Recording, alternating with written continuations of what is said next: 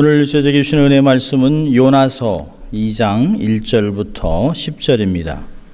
구약 1287면에 있습니다. 요나서 2장 1절부터 10절까지 말씀을 봉독해 드립니다.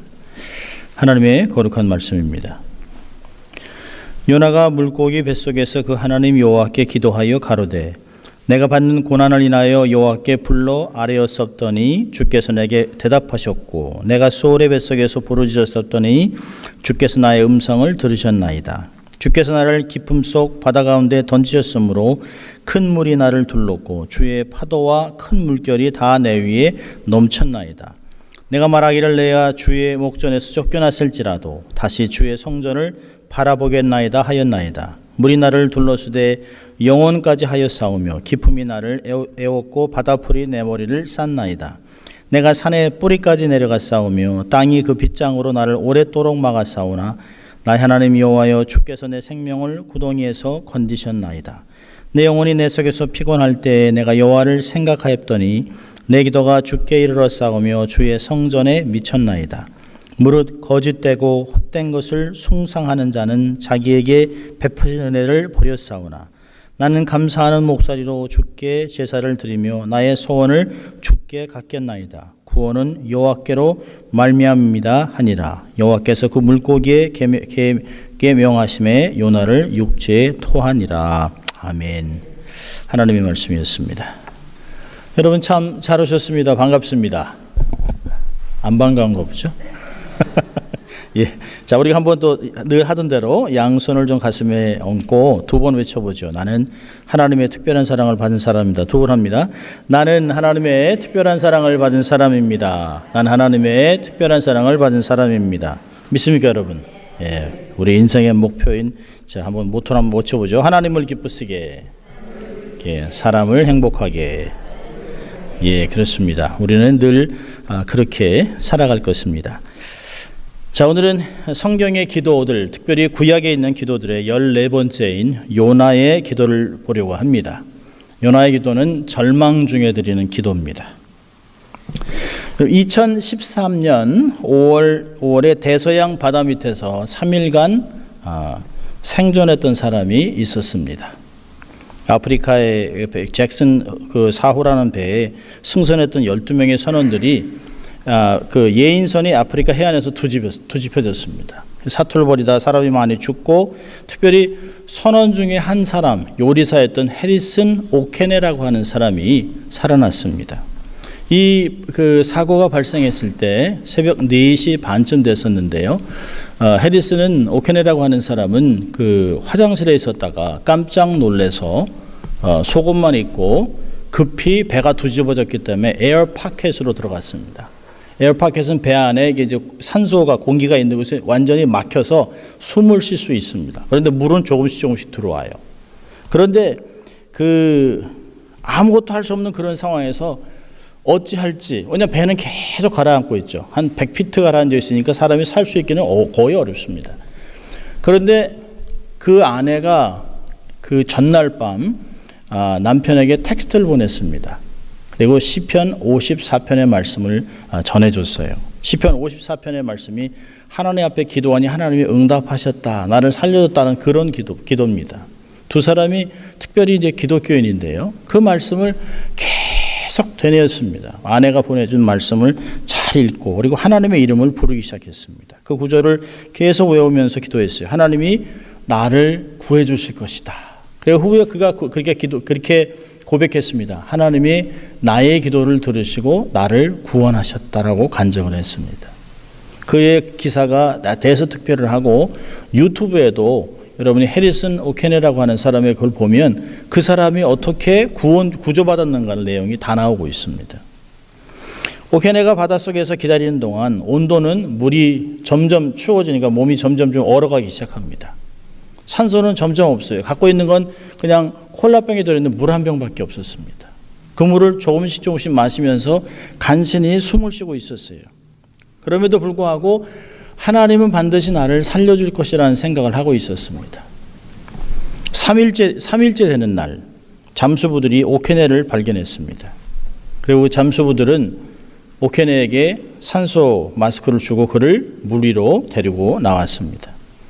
잠수팀 매니저라고 워커라는 사람은 정말 놀라운 일이라는 거예요. 그들은 단지 배가 뒤집어져서 100피트로 밑으로 내려가서 바닥에 가라앉았기 때문에 사람이 살아있으라는 생각을 못했다는 거죠. 3일이 지났기 때문에 시체를 건지기 위해서 샅샅이 뒤지다가 에어 파켓을 열었는데 사람이 거기 있더라는 거예요. 시체인 줄 알고 잡았는데 그 사람이 탁 손을 잡길래 잠수부가 얼마나 놀랬겠습니까? 잠수부 매니저는 이렇게 얘기했습니다. 오케네는 에어 파켓에 있었기 때문에 엄청난 행운이었지만 제한된 시간밖에 없었다. 조금만 지체되었더라면 그는 더 이상 숨을 쉴 수 없었을 것이다 라고 붙였습니다. 그날 잠수부는 시체를 찾기 위해서 바닷속을 조금 더 오랫동안 뒤졌습니다. 그러나 오케네는 얘기합니다. 하나님이 이들을 사용하셔서 나를 건지셨다라고 그렇게 고백했습니다. 여러분, 우리가 삶을 살다 보면 정말 깊은 바다에 푹 빠져서 숨도 쉴 수 없는 또 사면초가 같은 어려운 환경에 우리가 떨어질 수도 있습니다. 살다 보면 사실 이런 사건이 한두 가지는 아니죠. 어떤 사람은 사랑하는 가족을 잃어서 방황하기도 합니다. 제가 어떤 분은 아내를 잃고 나서 늘 인고 부부라고 했는데 아내를 잃고 나서 10년 동안 말을 안 하는 거예요. 사람도 만나지 않고 아무것도 하지 않습니다. 어떤 사람은 갑자기 직업을 잃어서 쩔쩔매기도 하고요. 또 자녀나 부모나 문제 때문에 관계가 어려워서 고민에 빠지기도 합니다. 우린 가끔 그런 얘기를 하죠. 인생의 위기가 왔다. 그러나 위기는 위험한 기회로 해석이 됩니다. 이런 인생의 위기가 왔을 때 내가 어떻게 대처하느냐에 따라 우리의 삶은 아주 놀랍도록 변화하고 축복을 받을 수 있습니다. 되게 많은 사람들은 이 인생의 위기가 오면 좌절하고 낙심하고 스스로 자기의 마음을 닫습니다. 그리고 아무도 자기를 도울 수 없다라고 하는 그런 좌절 속에 극단적인 결단을 하기도 합니다. 그러나 위험한 기회라고 생각한 사람은 이 위험을 잘 지나면 새로운 세계가 열릴 것이라고 하는 기대로 삶을 살았던 사람들은 다 놀라운 삶을 살았던 것을 역사에서 볼 수 있습니다. 이런 위험한 기회, 위기라는 상황에 처할 때 하나님께 가까이 나오는 자는 문제를 극복하고 승리할 수 있습니다. 오늘의 말씀이 사실은 그런 말씀이에요. 여러분, 오늘의 그 말씀은 우리가 너무 잘 압니다. 요나 그러면 어릴 때부터 신앙생활 했던 사람들은 최소한 주일학교에서 물고기 뱃속에서 3일 동안 있었던 선지자 요나, 이걸 수도 없이 배웠을 것이에요. 또 많은 사람들이 전도하지 않는 사람을 누구라고 그러죠? 요나라고 얘기하기도 합니다. 그래서 너무너무 잘 알고 있는 이야기예요. 이 요나가 왜 물고기 뱃속에 들어가는 그 절망적인 상황 속에 들어갔을까요? 그는 하나님이 사용하시는 선지자지만 하나님의 명령에 불순종했기 때문에 그렇습니다. 요나서 1장 3절을 보면 이렇습니다. 2절에 보니까 너는 일어나 큰 성읍 니느웨로 가서 그것을 쳐서 외치라. 그 악독이 내 앞에서 상달하였음이라 하시니라. 3절 같이 읽습니다. 그러나 요나가 여호와의 낯을 피하려고 일어나 다시스로 도망하려 하여 욥바로 내려갔더니 마침 다시스로 가는 배를 만난지라. 여호와의 낯을 피하여 함께 다시스로 가려고 선가를 주고 배에 올랐더라. 여러분, 3절에 반복하는 말씀이 있어요. 여호와의 낯을 피하려고, 여호와의 낯을 피하여, 도망하여, 내려갔다란 부정적인 단어를 사용하고 있습니다. 여기에 참 재미있는 단어가 있습니다. 3절에 보면 마침, 하나님의 말씀을 거역하고 자기의 길로 가는데 마침 순풍에 돛단 듯이 배가 딱 준비되어 있습니다. 그러면서 우리는 가끔 얘기해요. 자기의 생각과 자기의 계획을 정당화하기 위해서 봐라, 환경이 이렇게 얘기하지 않느냐라고 얘기합니다. 일이 슬슬 풀려가는데요. 이건 일이 슬슬 풀려가는 게 아니에요. 믿음이 슬슬 풀려가는 것이에요. 아수르의 수도 니느웨로 가라는 명령에 요나는 반대 방향인 두루 지방에 다시스로 갑니다. 전능하신 하나님의 낯을 피해서 갈 수 있는 곳은 아무것도 없다라고 하는 것을 알면서도 선지자가 하나님의 명령을 거역합니다. 이 결과는 뭘까요? 하나님의 징계가 임했습니다. 4절부터 10절까지 보면 하나님의 징계가 다양하게 나타나요. 그러면서 하나님이 이스라엘을 벗어나면 자기가 하나님의 자기를 못 찾겠지라고 생각했던 이 요나의 삶을 하나님이 추적합니다. 그래서 하나님이 모든 걸 다 동원해서 실물 교육을 해요. 네가 도망갈 데가 없다라고 하는 것을 하나님 말씀합니다. 배 밑에 가서 쿨쿨 자고 있는 이때 갑자기 하나님이 태풍을 보냅니다. 4절에 보니까 여호와께서 태풍을 바다 위에 내리셨습니다. 던졌습니다. 계속 던졌다는 말이 반복해서 히브리어로 나오고 있어요. 그러니까 선장이 6절에요. 선장이 자는 자의 어찌미 일어나서 내 하나님께 구하라 라는 말을 합니다. 여러분, 이건 선장의 말이지만 메시지는 분명히 하나님의 것입니다. 왜냐하면 히브리어 말로 보면 하나님이 요나에게 일어나 외치라 라고 하는 말이 쿰케라라는 말입니다. 근데 이 선장이 일어나 외치라, 하나님께 일어나 구하라 라고 하는 단어가 똑같이 쿰케라는 말입니다. 선장의 말을 들었는데 속이 덜덜덜 떨리는 거예요. 하나님이 여기까지 오셔서 내게 이렇게 말씀하신다. 얼마나 놀랬겠습니까? 하나님이 한 얘기를 그대로 하는 것이에요. 쿰케라. 근데 한국말이 참 그 기름 부음이 있어요. 한국말로 하면 꿈깨라 요나야. 한국말이 아주 대단히 좋은 것 같습니다. 얼마나 놀랬겠습니까? 자기는 이스라엘을 벗어났으니까 아무도 모른다고 생각했지만 하나님의 메시지를 선장의 목소리에서 나오게 하는 것이에요. 7절에서는 제비를 뽑습니다. 도대체 왜 누구 때문에 이런 재앙이 임했는가 제비를 뽑았는데 요나가 뽑힙니다. 여러분, 이방인의 점이나 제비나 미신도 주관해서 하나님의 뜻을 이루세요. 세상에 우연이라는 것이 없어요. 잠언서 16장 33절에 이런 말합니다. 사람이 제비는 뽑으나 이를 작정하기는 여호와께 있느니라. 하나님이 다 정하시는 것이에요. 그리고 바다에 요나를 던집니다. 15절 16절 보니까 요나가 바다로 던져진 것은 하나님의 공의의 심판입니다. 사형 선고를 내리고 사형 집행을 한 것이에요. 요나는 자신에게 내려진 형벌을 잘 아는 것이죠. 죄의 값은 사망이라는 것을 너무 잘 알고 있는 것이에요. 묵묵히 받아들였습니다. 내가 하나님의 뜻을 저버리고 하나님의 명령을 거부했기 때문에 나는 죽는다. 이방인의 손에 들려 하나님 계획 속에 바다에 던져 죽는다라고 생각을 해요. 선원들은 살아서 이 요나를 바다에 던지고 나서 바다가 잠잠해집니다. 그리고 선원들은 살아납니다.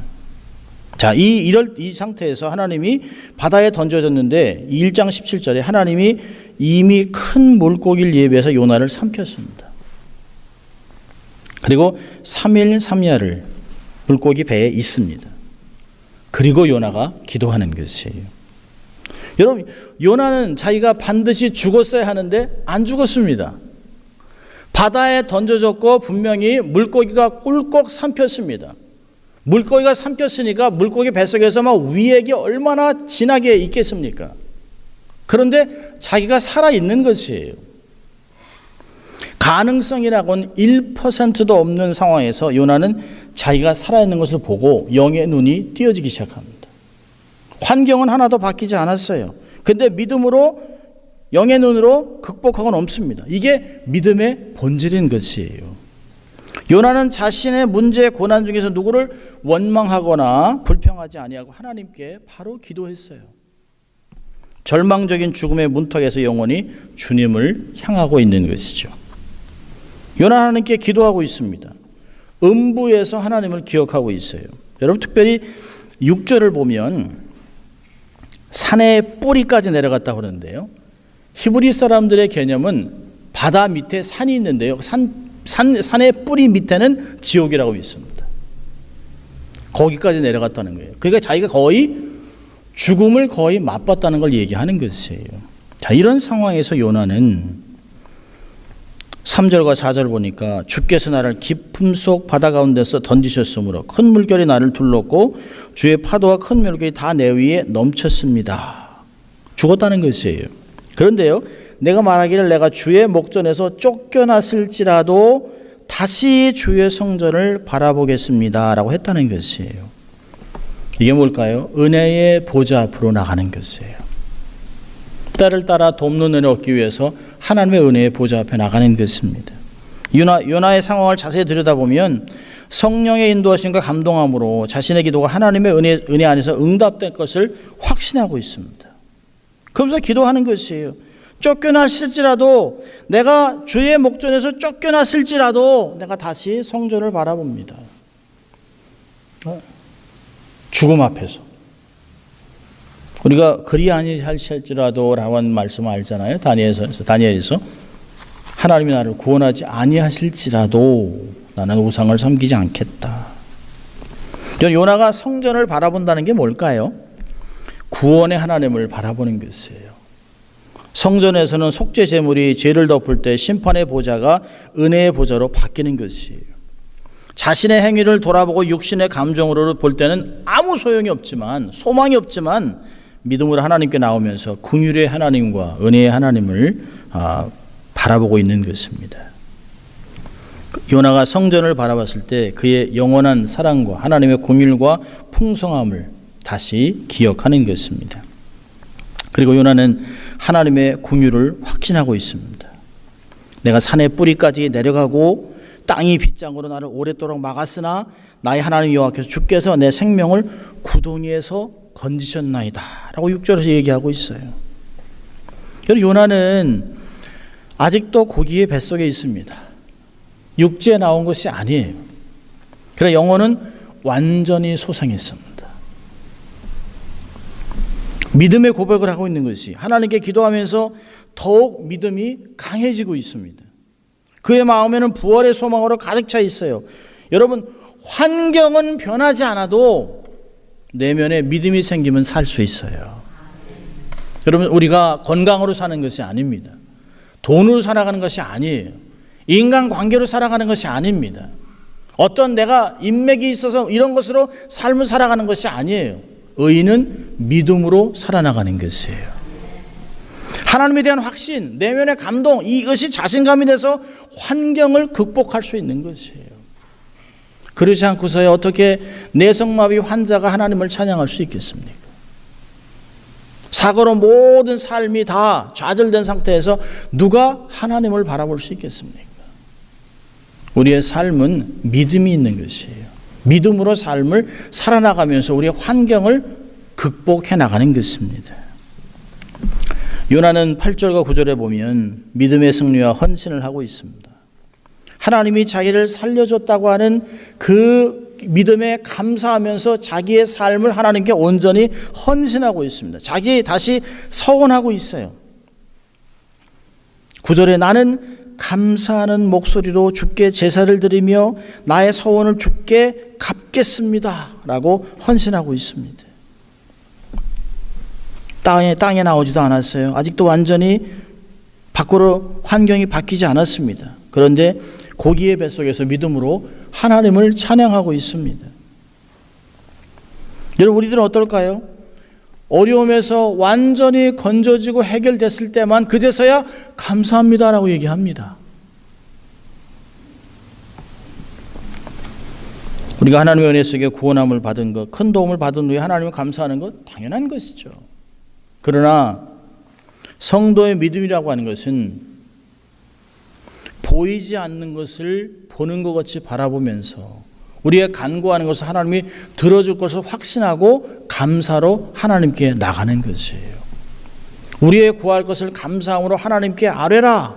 그러면 모든 시각에 뛰어난 하나님의 평강이 그리스도 안에서 너의 마음과 생각을 지켜주리라 바울이 얘기하지 않습니까? 요나는 이 믿음으로 하나님께 즐겁게 하나님을 찬양하고 있습니다. 다시 헌신을 다짐하고 있어요. 하나님과 온전히 관계가 회복된 후에 요나는 겉으로 보이는 현상, 어려움, 죽음 이것은 아무것도 아닌 것이에요. 자기의 삶을 하나님께 온전히 헌신하고 있습니다. 그래서 이렇게 얘기하고 있어요. 구원은 여호와께로 말미암나이다. Salvation comes from the Lord. 우리의 구원은 환경이 바뀌어서 바뀌는 것이 아니에요. 하나님만이 우리를 구원하고 우리의 삶을 인도하고 축복할 수 있다는 것이에요.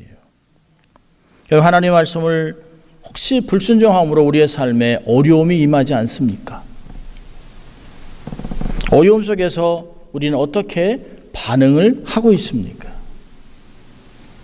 우리의 삶 속에서 어려움 속에서 믿음으로 이런 어려움을 극복한 경험이 있습니까?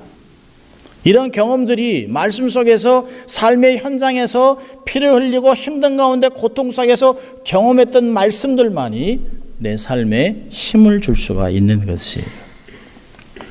자, 우리 두 가지만 교훈을 보려고 하는데요. 첫째로는 영적으로 깨어 있어야 합니다. 잠자는 자여 어찌미뇨 라고 세상이 우리한테 얘기합니다. 세상이 이렇게 힘든데 왜 기독교인들은 기도하지 않습니까? 우린 가끔 우리 쥐들은 기도하라면서, 불신자들은 기도 안 해도 돼요. 그들은 모르기 때문에. 그러나 세상이 힘들 때 이 환경을 바꿀 수 있는 하나님, 전능하신 하나님을 믿는 기독교인들이 기도 안 하면 안 된다는 것이에요. 한국의 문제, 미국의 문제, 삶의 문제, 중동의 문제, 우리의 자녀의 문제, 모든 것 다 깨워서 기도해야 된다는 것이에요. 세상 사람들한테 아니 왜 목사인데 기도 안 합니까? 아니 기독교인이 왜 기도 안 해요? 그런 얘기 들어서는 안 되는 것이죠. 우리의 삶에 고난이 있을 때 똑같이 불평하고 원망한다면 세상 사람들이 아니 예수 믿는 사람이 똑같이 우리 같이 원망하면 그게 무슨 믿음입니까? 라고 얘기 들어서는 안 되는 것이죠. 영적으로 우리가 깨어 있으면서 분별하고 올바르게 대처하는 것이 중요한 것이에요. 늘 제가 말씀드린다, 우리의 삶 속에 고난이 오는 길이 세 가지가 있다고 얘기하지 않았습니까? 우리가 죄를 지면 반드시 하나님 징계하기 때문에 고난이 와요. 그건 우리가 회개하면 정리되는 것이에요. 근데 우리의 삶 속에 알 수 없는 고난, 사단의 공격 때문에 오는 것은 우리가 대적해야 되는 것이에요. 대적하면 사단은 물러가요. 세 번째는 하나님이 우리를 훈련하기 위해서, 업그레이드하기 위해서 주는 고난, 그것은 믿음으로 순종하고 받아들이는 것이에요. 그러면 정리가 돼요. 오늘의 요나의 삶은 하나님 앞에 회개하고 헌신하니까 이 삶이 회복되는 것을 볼 수 있는 것이에요. 범죄함으로 징계를 당하는 것, 그건 다 당하는 것이에요. 하나님의 자녀들은 하나님이 사랑하기 때문에 징계를 하십니다. 우리가 징계에 대해서 알아야 될 것이 있는데요. 하나님의 자녀들에게는 반드시 징계가 있어요. 하나님의 사랑의 채찍을 주시는 것이에요. 징계는 아픕니다. 고통스러워요. 그렇지만 징계에는 목적이 있습니다. 우리를 올바르게 만들기 위해, 정결하게 만들기 위해, 거룩하게 만들기 위해 하나님께서 우리에게 징계를 주실 수 있는 것이에요. 영적으로 깨어 있어야 합니다. 자, 두 번째로요. 요나의 기도를 통해서 배울 수 있는 것은 하나님께 인생을 전적으로 맡기라는 것이에요. 요나는 중요한 것을 깨닫고 기도하는 것이에요. 이러한 폭풍 가운데서 나를 가르치시는 분이라면 나의 인생을 책임져 주실 것을 믿는 것이에요. 이런 빠른 속도로 질주하다가 세상에서 정말 잘못됐을 때 실패하면 정상적으로 복귀할 수 있을까요? 어렵죠.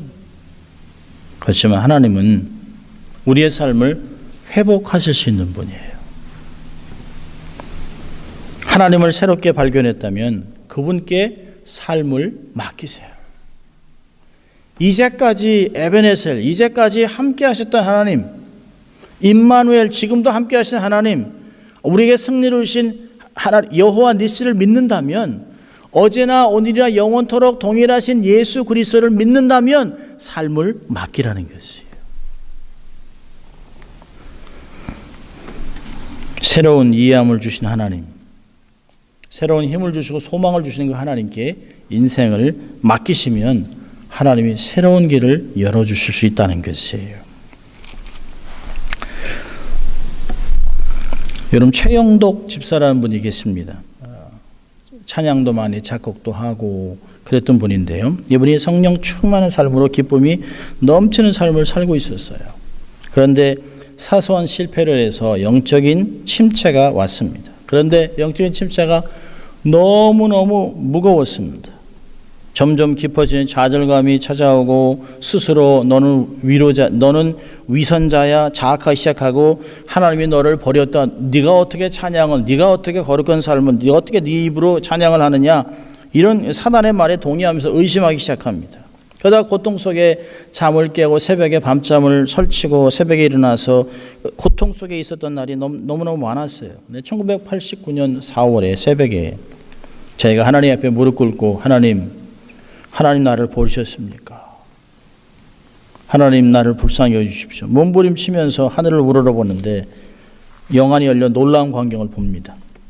그의 등 뒤에서 안타까이 그를 바라보고 있는 하나님을 만날 수 있었어요. 그 하나님은 그에게 이렇게 얘기했습니다. 나는 너를 버린 적이 없었다. 내가 나를 배신하고 등지고 도망하는 그 자리에도 나는 너의 등 뒤에서 한 번도 눈길을 뗀 적이 없었다. 나는 언제나 너를 밀어주고 있었다. 내가 울고 있을 때 나는 승리하라고 일어서라고 기대하고 잔잔한 미소로 나는 너를 바라보고 있었다. 그 음성을 듣고 이 최영덕 집사님은 그랬군요 하나님, 흐른 눈물을 두 손으로 닦아내리며 가사를 써내려가기 시작했습니다. 피아노를 두드리고 곡을 만들어가기 시작했습니다. 이 노래가 바로 나의 등 뒤에서라고 하는 노래예요. 나의 등 뒤에서 나를 도우시는 주, 나의 인생길에서 지치고 곤하여 매일처럼 주저앉고 싶을 때 나를 밀어주시네. 나의 등 뒤에서 나를 도와주시는 주, 편안히 길을 갈 때 보이지 않아도 지치고 곤하여 넘어질 때면 다가와 손 내미시네. 일어나 걸으라 내가 새 힘을 주리니 일어나 너 걸으라 내 너를 도우리. 나의 등 뒤에서 나를 도우시는 주, 때때로 돌아보면 여전히 계신 주, 잔잔한 미소로 바라보시며 나를 재촉하시네. 일어나 걸어라 내가 새 힘을 주리니 일어나 너 걸어라 내 너를 도우리. 이분에게만이겠습니까? 여전히 우리에게도 하나님은 우리의 등 뒤에서 우리를 밀어주고 계시는 하나님입니다. 전후좌우에 있으면서 혹시 넘어져 좌절하고 못 일어날까? 또 스스로 자책해서 극단적인 결정을 할까봐 어떤 면에서는 우리보다 더 마음을 졸이면서 우리를 돌보고 도울 기회를 찾고 계시는 분이 바로 하나님이신 줄 믿을 수 있길 바랍니다. 하나님은 반드시 당신이 계획한 뜻을 이루어 가십니다. 우리는 부족해도 하나님 우리를 고쳐가면서 하나님의 뜻을 이루세요. 그래서 바울은 로마서 8장 28절 얘기합니다. 모든 것을 합력하여 선을 이루신다. 우리가 죄를 안 질 수는 없습니다. 실수를 안 할 수는 없습니다. 그러나 그런 가운데서도 다시 하나님을 바라본다면, 다시 믿음을 고백한다면 하나님 우리의 삶을 다시 하나님의 뜻대로 온전히 사용하실 것을 믿을 수 있길 바랍니다. 여러분 욥기 23편 13절 14절을 보면 이런 말씀이 있습니다. 그는 뜻이 일정하시니, 하나님은 뜻이 일정하시니 누가 능히 돌이킬까? 그 마음에 하시고자 하시는 것이면 그것을 행하시나니. 14절 들어보세요. 그런즉 내게 작정하신 것을 이루실 것이라. 이런 일이 하나님에게는 많이 있느니라. 아멘입니까 여러분? 하나님은 작정하신 일을 반드시 이루세요. 여러분의 삶 속에 조그만 일 때문에 낙심하지 마시고 큰 그림 하나님께 맡기세요. 하나님, 내가 부족해서 내 힘으로는 도저히 할 수 없습니다. 하나님께 내 삶을 다 맡깁니다. 하나님 행하십시오. 그럼 하나님이 하나님 방법대로 여러분 삶을 인도해 나갈 것이에요. 힘들고 어려운 시간이 지날 때 영적으로 깨어서 하나님께 집중하세요. 그러면 기적을 경험하게 되고 또 한 주간도 하나님의 역사를 감당하는 여러분 될 수 있길 주의 이름으로 축원합니다. 기도하겠습니다. 하나님 아버지 감사합니다. 오늘도 주일 예배로 저희를 초청하시고 다시 한번 말씀으로 권면하시고 격려하시고 또 용기를 북돋아 주신 주님 감사합니다. 힘들고 어려운 상황에서도 절대로 낙심하지 아니하고 하나님께 집중하고 삶을 맡기는 가운데 오히려 삶이 변하고 하나님에게 더 큰 역사를 감당하는 충성된 종들, 하나님께 상급받는 인생 될 수 있도록 하나님 축복하여 주시옵소서. 감사하고 예수님 이름으로 기도합니다. 아멘.